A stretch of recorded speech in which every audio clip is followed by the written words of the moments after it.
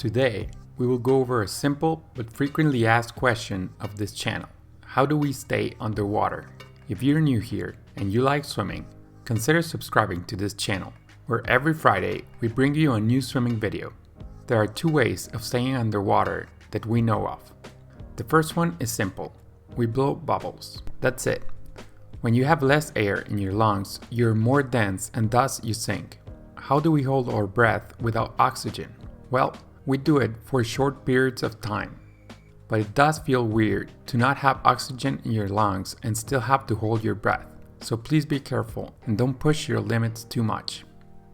Another way is to just swim to the bottom, and eventually the weight of the water and the pressure it causes in your lungs will push you down and you'll be able to stay there without blowing air out of your lungs. If you go about 3 meters or more deep, you will more likely experience pain in your ears. The pain is due to the pressure in your middle ear.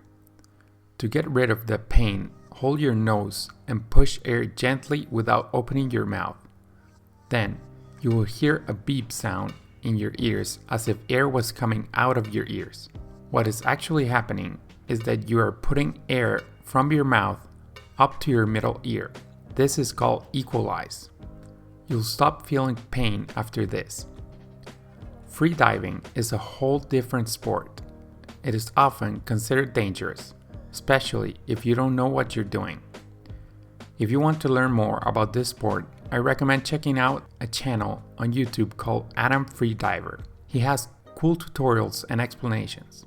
If you want to learn more about swimming, however, consider subscribing for more tutorials and tips. Visit also our webpage at skillswimming.com, where we are always updating and uploading new info, merchandise and programs. Thanks for watching. Até a próxima. Nada rápido.